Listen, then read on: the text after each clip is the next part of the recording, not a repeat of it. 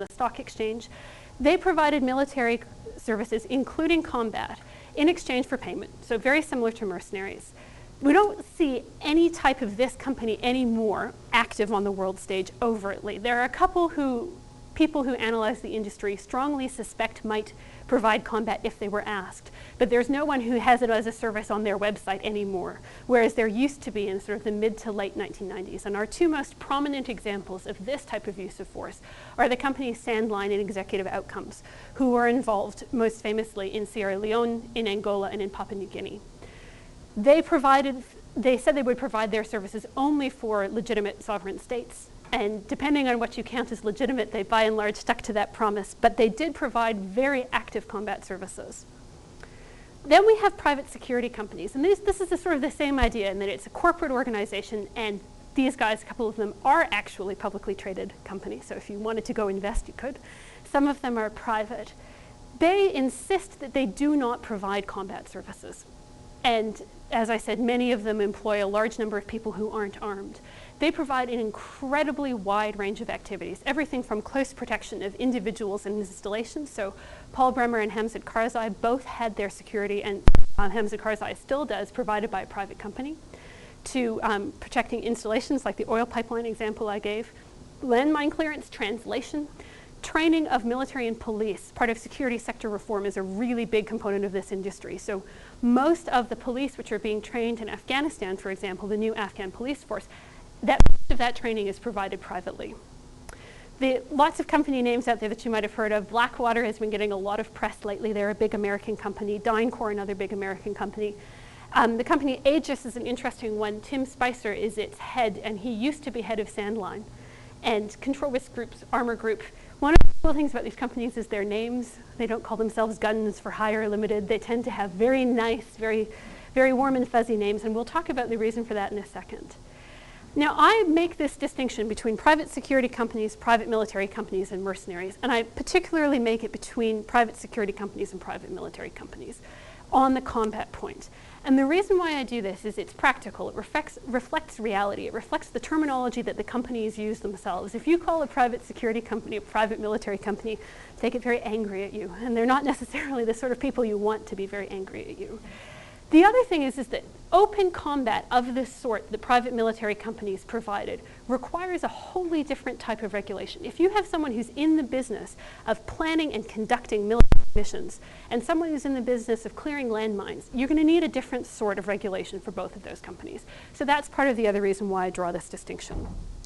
So why do we need to regulate this industry? Well, the first and most obvious reason is that it's simply not regulated. There are a very large number of laws out there which could apply to this industry, but none of them directly do. And what we don't have is a law which is specifically designed to deal with this industry itself. There have been several cases where this has been especially important. The first and most noticeable case is Abu Ghraib, where contractors were involved in the torture scandal in Abu Ghraib. And unlike the military personnel who were involved in that conflict, they've never been tried. And the reason they've never been tried is because there were no laws available to try them. So we have a bunch of people getting involved in a major military scandal which arguably undermined the US mission significantly, who have been left unaccounted for. There's also a significant problem of unlawful shootings in places like Iraq of people we suspect, contractors who we suspect shot people without cause outside of combat and killed them. Again, no legal mechanism to bring them to trial. DynCorp was involved in a prostitution scandal in Bosnia in the late 1990s where they were actually running girls. It was a sex slavery ring. And again, none of those employees were ever brought to legal justice. They were fired, but being fired was the worst thing that we could do to them. And you know, this is not a problem which is, the sex slavery problem is not a problem which is specific to private security companies. The UN peacekeepers in a number of conflicts have been accused of doing this. But we have legal mechanisms to deal with the UN peacekeepers if they do it, and we don't with private companies. Finally, I think regulation is quite important because we need to separate this issue out from the issue of mercenaries. As I've said, mercenaries still pose a really significant threat to West Africa in particular, to Africa more generally. And we need to have two different types of regulation to deal with this issue, and I'll come to that more as I go through. Finally, the three big reasons are we need to regulate this industry because it causes problems for control, both military and political control. It's not a very transparent industry, and regulation might help it make it more transparent. And finally, it's an industry which is notably lacking in accountability, as the examples I've just given show. So when I first turn to the problem of control, when I say this industry has problems for both political and military control, this means that the first thing that we need to think about when we think about control is that really we need to use regulation for two different things when we talk about controlling the industry. One is we can use it to improve particular problems. We have a problem that guys at Abu Ghraib who are engaged in torture, we have no laws to bring them to account. That's a practical problem. We also need to have a debate about whether or not some aspects of this industry should not be privatized at all. So whether or not this shouldn't be regulation, it should actually be a ban. But until we have a serious conversation about regulation, both internationally and domestically, we can't answer either of those questions. So private security companies threaten political control, and they do this in a number of ways. In the American context, and I'm going to refer a lot to American and UK examples because this is where the industry is at its most developed. In the American context, what privatization of force does is it privileges the executive branch of government over the legislative branch of government. And there are a number of reasons for that. So basically, the president gets more power at the expense of Congress. And that's partly because in the US, they have threshold levels of troops. So the president is allowed on his own to send a certain number of troops up to a threshold level. You go over that threshold level and Congress has to kick in to give you extra approval. Well, let's say you're 20,000 people short of going over that threshold level.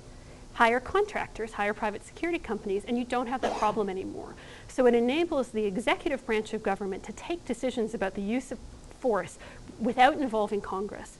And in fact, in Iraq, there are at least 20,000 and possibly 60,000 armed contractors.